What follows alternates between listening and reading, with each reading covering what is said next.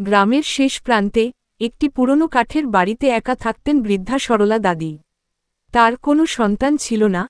গ্রামের সবাই বলত, দাদির বাড়িতে একটা কালো বিড়াল আছে, যেটা কখনো বুড়ো হয় না।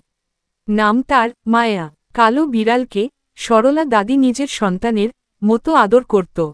মায়া ছিল সত্যিই রহস্যময়ী। কারো গায়ে কখনো আঁচড় দেয়নি, কিন্তু রাত হলে তার চোখ জ্বলে উঠত অদ্ভুত এক আলোয়।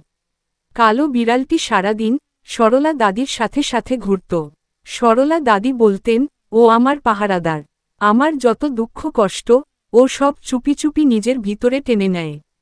একবার এক চোর ঢুকেছিল দাদির বাড়িতে। সে বলত, ঘরে ঢুকতেই দেখি কালো একটা বিড়াল আমার দিকে তাকিয়ে আছে। আমি খুব ভয় পেয়ে গেলাম। তারপর মনে হলো চারপাশে শত শত চোখ ঘুরছে, আমি আর দাঁড়াতে পারলাম না। এক দৌড় দিয়ে পালিয়ে এলাম। বিড়ালটিও আমার পিছনে তাড়া করল। গ্রামের মানুষ বিশ্বাস করতে শুরু করল, মায়া শুধু একটা বিড়াল না, ও একটা অভিভাবক। সরলা দাদি যখন মারা গেলেন, বিড়ালটি খুব কান্না করল। তখন সবাই ভাবল মায়া বুঝি হারিয়ে যাবে। কিন্তু না, সে রইল সেই পুরনো বাড়িতে। আজও রাতে বাড়িটার পাশ দিয়ে গেলে দেখা যায়, জানালার পাশে বসে আছে এক কালো বিড়াল। তার চোখে যেন হাজার বছরের রহস্য নিভু নিভু আলোয় টিমটিম করে জ্বলছে।